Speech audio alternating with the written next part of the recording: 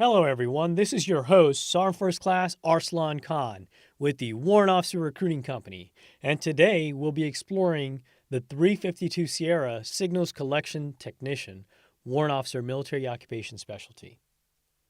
Our special guest is none other than CW3 David Setliff from the 717th Military Intelligence Battalion at Joint Base San Antonio. And he will be talking to us about what it means to be a signals collections technician, warrant officer in the 352 Sierra Warrant Officer Specialty. Chief Setliff, thank you so much for joining us today. We are excited to hear your input in all the ways the 352 Sierra Warrant Officer Military Occupation Specialty contributes to mission accomplishment. Glad to be here. Thanks for hosting me. Sir, can you tell us a little bit about your experiences as a warrant officer and how you feel about serving in your warrant officer specialty?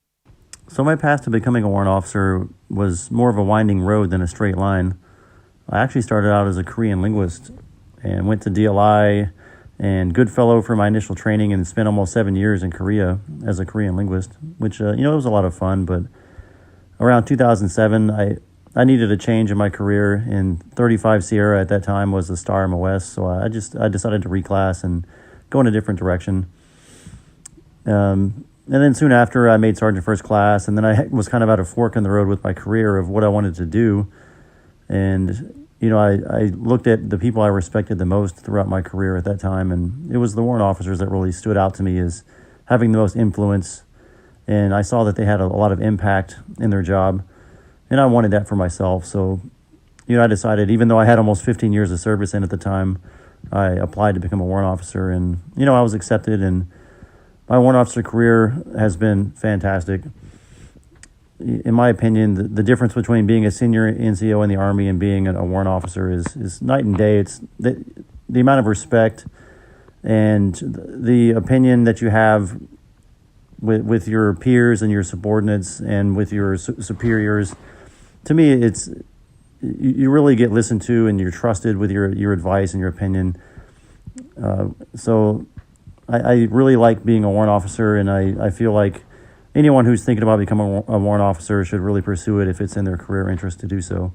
For the potential applicant listening, we've asked questions that most of us have when deciding to pursue a career as a 352 Sierra warrant officer.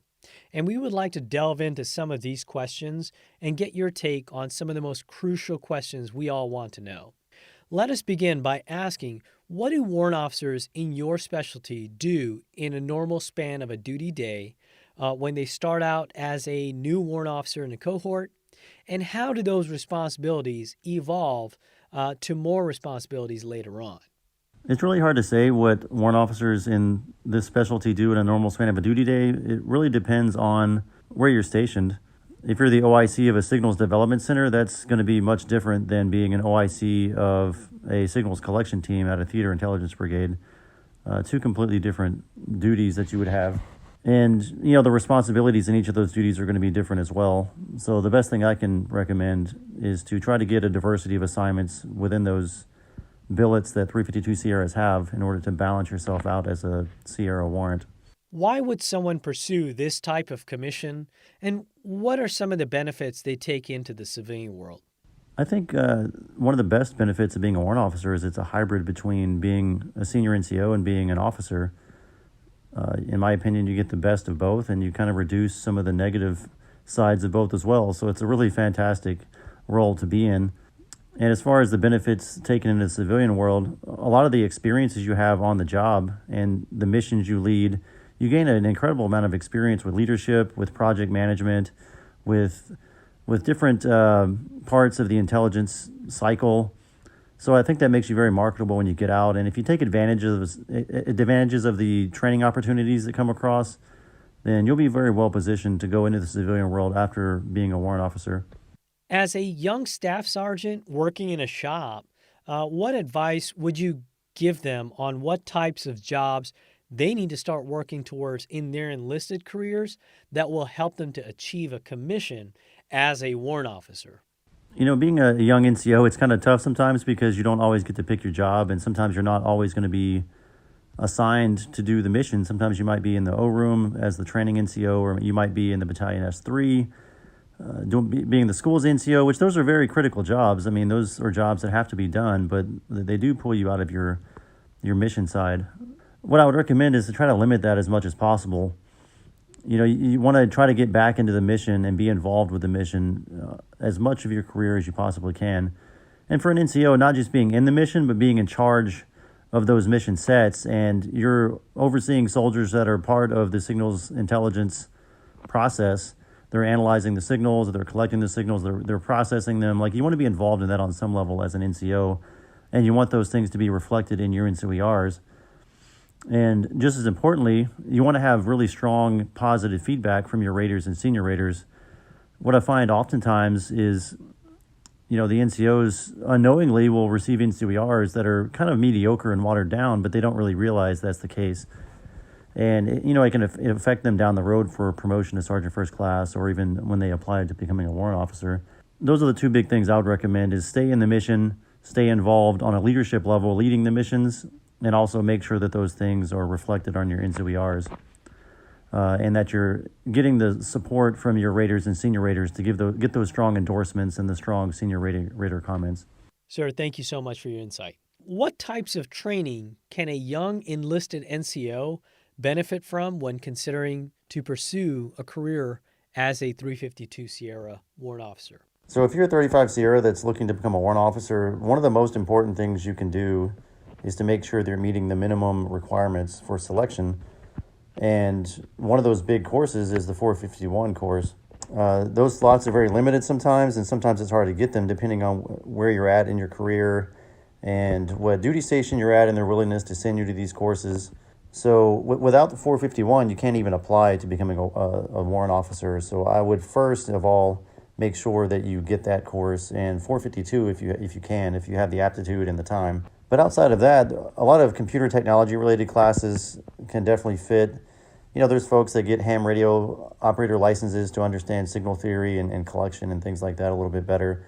There's a lot of different avenues you could take to enhance your skills as a Sierra and make you a little more competitive as a Sierra. But honestly, I would just do the best you can in the mission that you're in currently, and make sure that you're meeting those minimum prerequisites in order to apply to be a warrant officer. What is the most common mistake made by applicants, applying to the cohort, and how can it be avoided? So one of the biggest mistakes that I find with newer applicants is they don't fully understand the prerequisite requirements. So, there's the basic administrative requirements, like your GT score has to be above 110. So you might have to take a GT enhancement course in order to get above that 110 level if you're not. You have to be able to get a clearance, and not just a top secret clearance, but you also have to be able to get into NSA facilities with a MATO clearance for a 352 Sierra.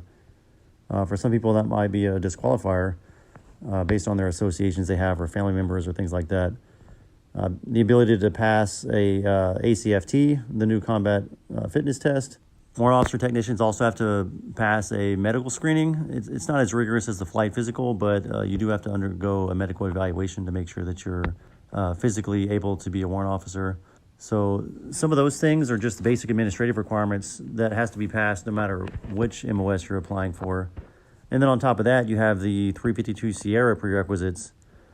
And some of the main ones of those is the rank requirement. You have to have a certain number of NCOERs reflecting that you being a 35 Sierra that's managing SIGINT assets and personnel that are conducting signals exploitation.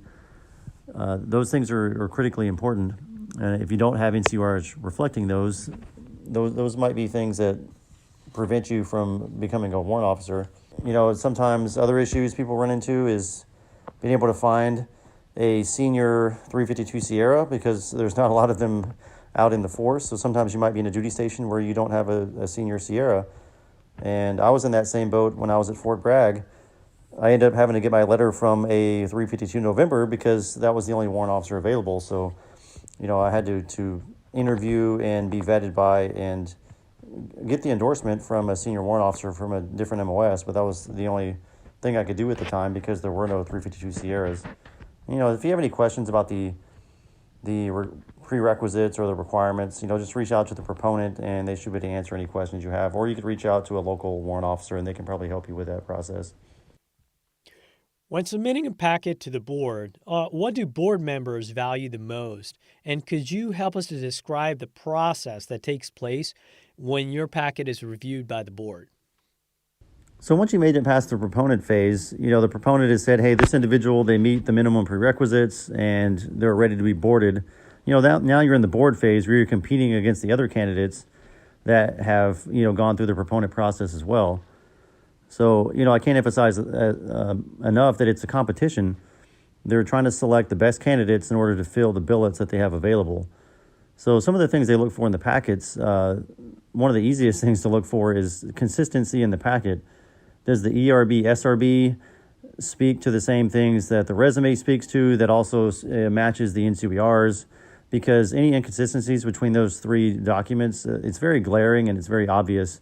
So the more that you can have attention to detail and thoroughness and making sure that your documents across the board line up with each other, the dates, the verbiage, the duty positions, all that sort of stuff should line up on each of the documents.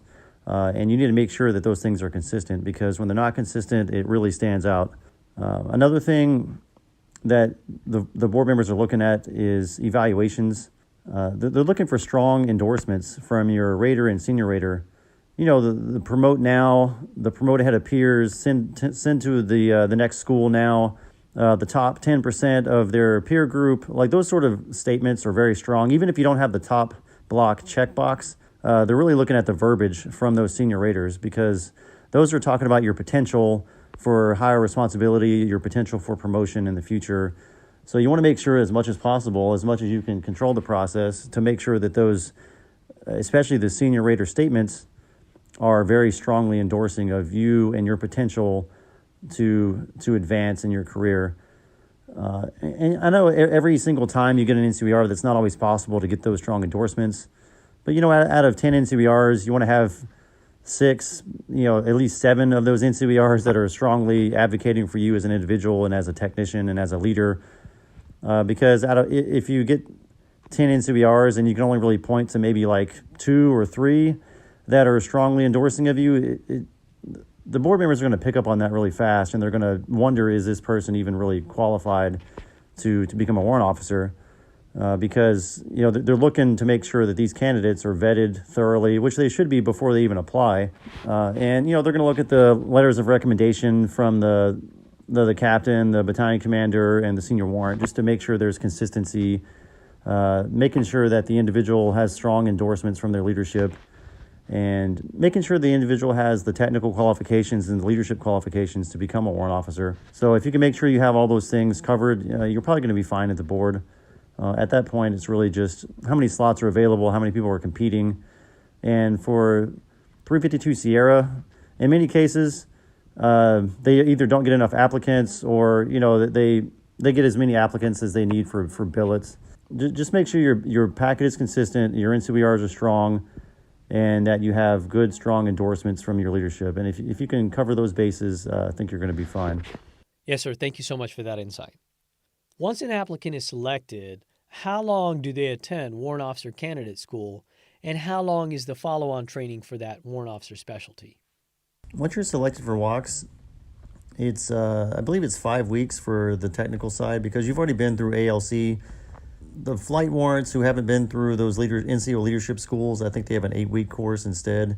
But you'll have the condensed, shortened version, because you're coming into this as an NCO who's already been through those leadership schools. So 5 weeks for WOCs. And then for the basic course, I don't know exactly the amount of time. I want to say it's about 3 months of time that you're at Fort Huachuca going through the basic course. I would go to the ATAR's website and look at the specific length of time for each of those courses, because I know they shift sometimes. Sometimes they add weeks or take weeks away because they have to change the course material, or budget constraints cause them to have to compress different timelines. So if you want the truest answer of how long basic course is, I would go to the ATAR's website. And how quickly you get slotted for those courses is really dependent on availability.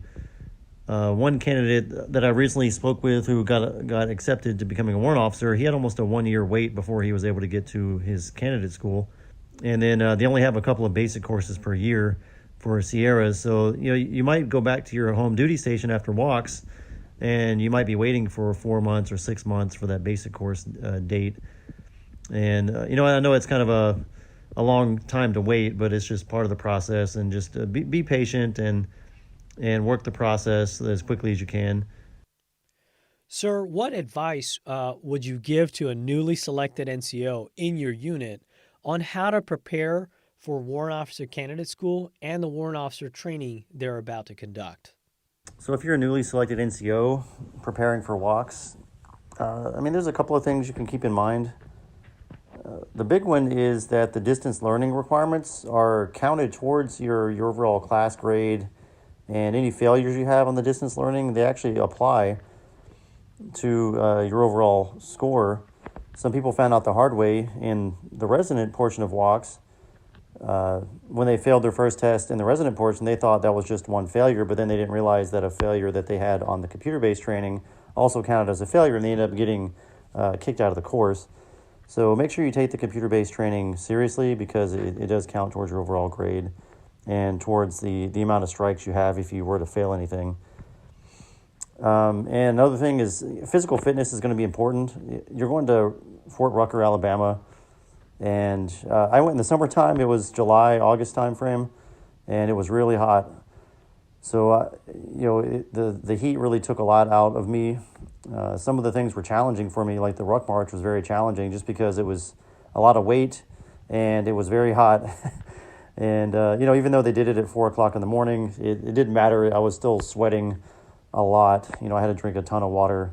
And I thought the ruck march was extremely challenging. So maybe making sure that you can ruck march for 12 miles under load in your current duty station, that might help get your physical fitness up a little bit in order to help you pass the rigors of that. Practicing land navigation, that was another area that kind of messed some people up because they didn't find all their points, or they didn't find the points with enough time, and they were disqualified from that portion or had to retake it because they weren't able to finish the course. So land navigation is definitely going to be critical, and they changed the requirements for land navigation. Sometimes you have battle buddies you can work with. Sometimes they put the coordinates on the back of the point, so it's kind of self-correcting. I didn't have any of those advantages when I went, so I wouldn't depend on those. You might have heard people tell you stories about what they went through when they went to walks, but I would just assure you that after every class, they take an assessment of the class and they get feedback, and the class after that is almost never like the class before it. So there's always changes, but at a minimum, you have to take your academic stuff seriously. You have to be able to pass the ruck march, and you have to be able to pass the land navigation. All the other stuff, if you just think back to boot camp and you can march and follow orders and things like that, then walks wasn't super crazy. The TAC officers, they get a little crazy on the first week, but after that, they kind of chill out and things are a lot better. So I wouldn't worry too much about walks itself. I would just make sure that you can pass those minimum physical requirements for ruck marching, that you can pass the land navigation portion, and that the academic piece is definitely important. And lastly, integrity violations. Any integrity violations over there, they take that very seriously. So just make sure whatever you do, that you do it by the book and that you're honest about it. Even if you make mistakes, be honest about your mistakes, because I saw some people get kicked out of the course for minor integrity violations. And even though they were seemingly minor, it didn't matter at the time, because that's something they took very seriously. So I would keep that in mind as well. As for the MOS training, I don't think anybody in our class found anything particularly difficult. You have your Common Core block, which you're in the class with all the other different military intelligence MOSs at the same time, and you do that for a few weeks. And then you go to your MOS specific block. As long as you're there and you're studious about learning and taking everything you can from the course, there shouldn't be any problems academically getting past. And you have a PT test you have to take. One thing you could focus on as well is briefing skills.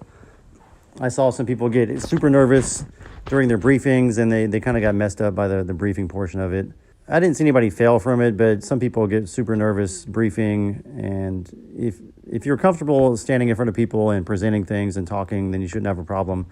if you get nervous in front of crowds or when you're presenting things, that's a skill you should improve anyway as a warrant officer, because communication, both written and verbal, is one of your biggest hallmarks as a warrant officer and being able to influence things. So you can never get too good at briefing skills.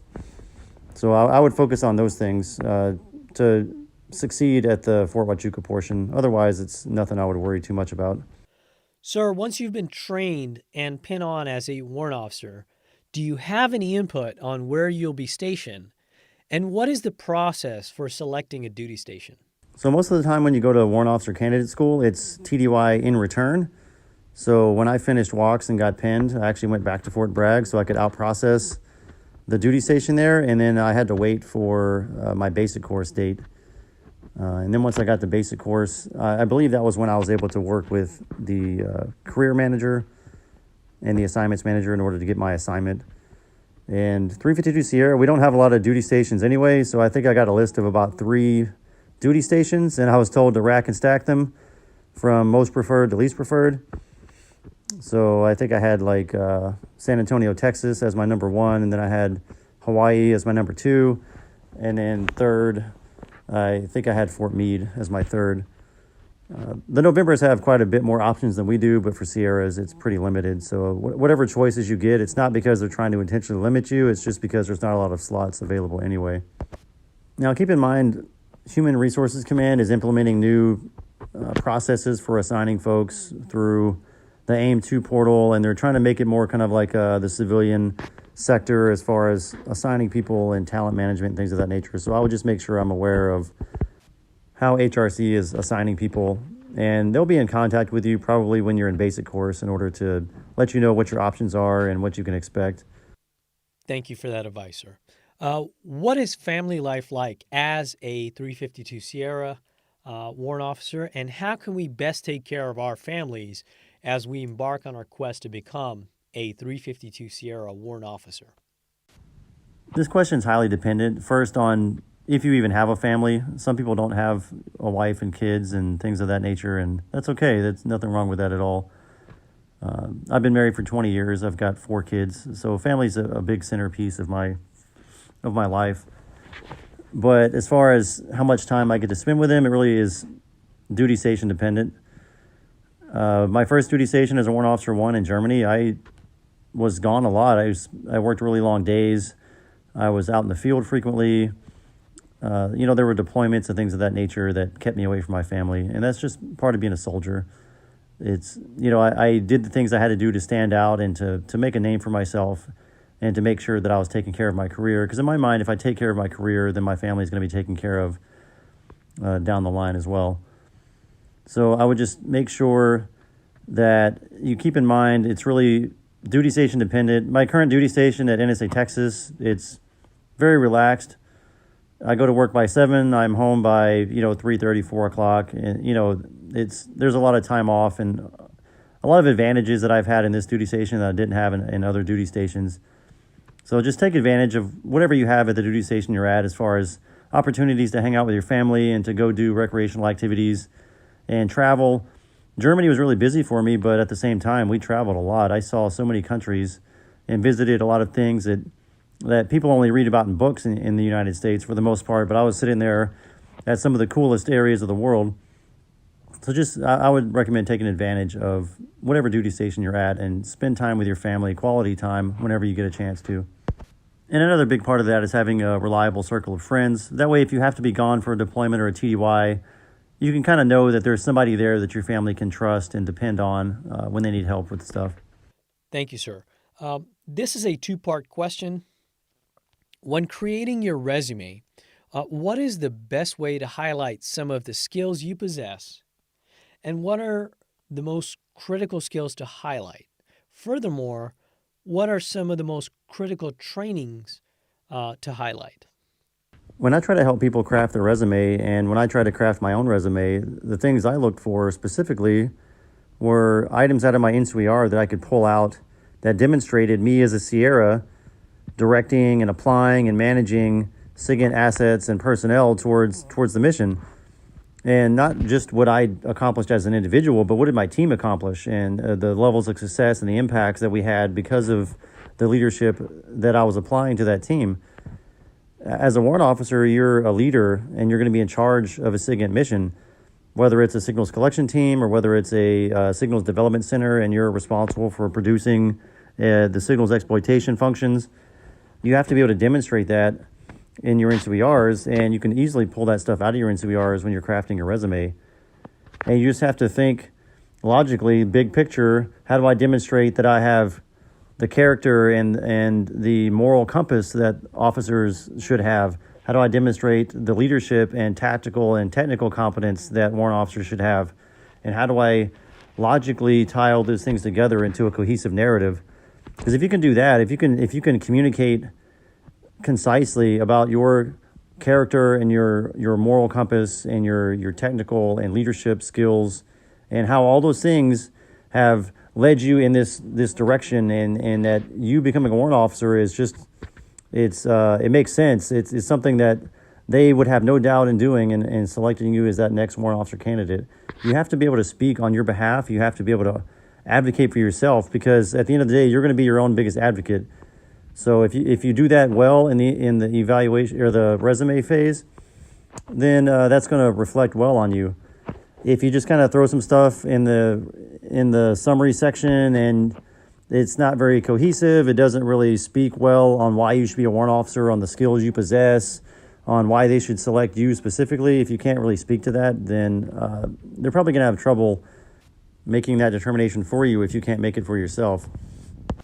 So highlight those skills that you earned in the tactical situations. Highlight the skills you earned in the operational missions. Highlight the skills you've earned in the strategic missions, because they want to see at every echelon, whether it's tactical, operational, strategic, that this NCO was placed in a position of responsibility for the mission and they were successful, that they produced results. That's what they want to see, because that's what's going to be expected of you as a warrant officer, that you produce no matter which situation you get stuck in. That they need you to be that go-to person that's going to produce and going to drive that signals intelligence cycle forward. So those are the things you need to highlight. Whether it's working in a signals development center, highlight the things that you brought to the table and the advancements that you made and the training that you gave to your junior soldiers. Highlight those aspects. If you worked on a signals collection team, whether it's the Timbers, the T-Spring, the Searchlight, Air Vigilance, any of those collection systems, if you have experience with those and you can demonstrate that you know how to set up the equipment, that you know how to operate it, that you know how to exploit signals no matter where they're at, because you know how to set up a front-end architecture, that's important to highlight. If you're on the ELINT side of the house and most of the stuff you worked with was with ELINT or you worked with overhead, that's not necessarily a bad thing. Not everything is ground collection, but you have to be able to highlight those skills that you showed and demonstrated and learned while you were working at Denver, while you were working a FISINT mission with Air Vigilance, whether you were working an ELINT mission and you went to the intermediate ELINT course rather than the intermediate signals analysis course. It's not necessarily a bad thing. You just have to be able to highlight and demonstrate technical leadership in different echelons and demonstrating success. If you can do that, you'll be successful. Thank you, sir. What are some of the most important things to talk about in your resume summary page, and how do board members view these comments? Honestly, the resume summary page is probably one of the most important pages of the entire document.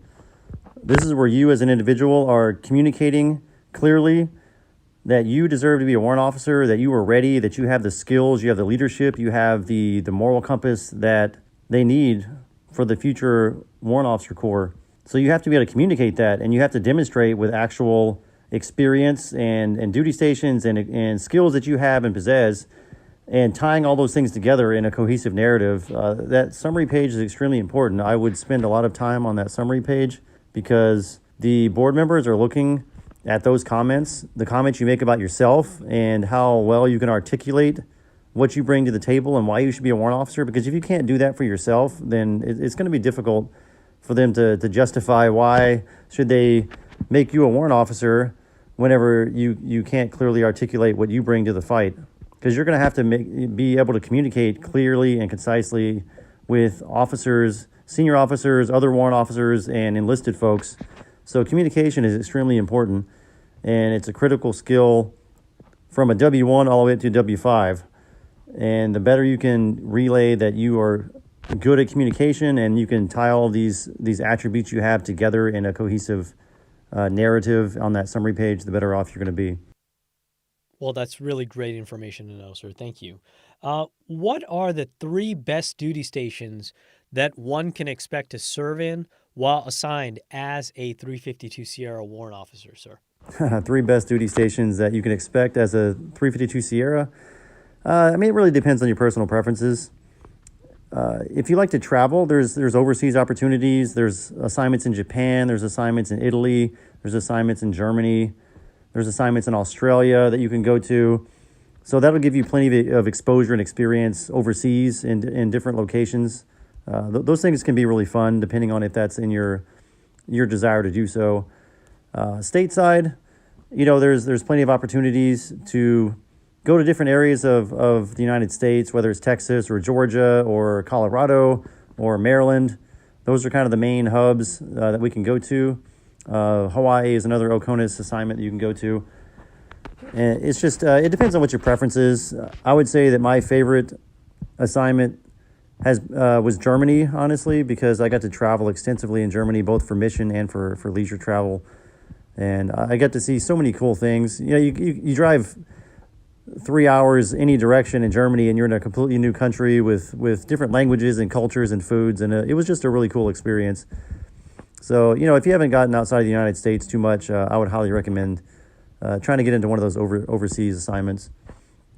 Maryland is really good too. It's great for networking. There's a lot of opportunities and positions in Maryland to expand yourself as a 352 Sierra. Some of those opportunities are only at Maryland. So you can take advantage of some of those opportunities that you can't really take advantage of other places. And it also probably depends on where you're at in your career. I decided to go to San Antonio because I'm toward the end of my career. I've got 22 years of service in right now, and I was looking towards retirement in the next, 3 to 5 years. So based on the cost of living and, the schools in the area and things like that, I picked Texas as the place I wanted to go to as potentially my last assignment. And I'm still undecided whether that's the case or not. But really, when it comes to the top assignments as a 352 Sierra, it just depends on what you're looking for. I would just look at each assignment and the opportunities available and go with the one that meets your personal and professional goals. On one level, you have a little bit more control over your career than an enlisted person does, so I would definitely take advantage of that. That's one good thing about being on the officer side of the house. Yes, sir. Thank you so much for your insight. On the subject of promotions, starting from W1, how long will it take in this warrant officer military occupation specialty to progress through each rank to potentially reach Chief Warrant Officer 5? So once you pin W1, it's 2 years to W2, and that's, for the most part, that's automatic. Unless you do something seriously wrong that causes your chain of command to have you removed from the promotion list, it's very, very much automatic. And then from CW2 to 3 is 5 years, from 3 to 4 is 5 years, and then from 4 to 5 is 5 years. And that's if you hit the promotion zones exactly on time, first time. Because if you get passed over once, you get another look.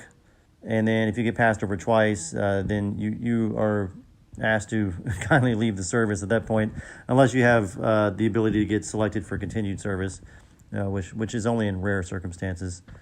So it's 2 years, 5 years, 5 years, and 5 years. Thank you, sir.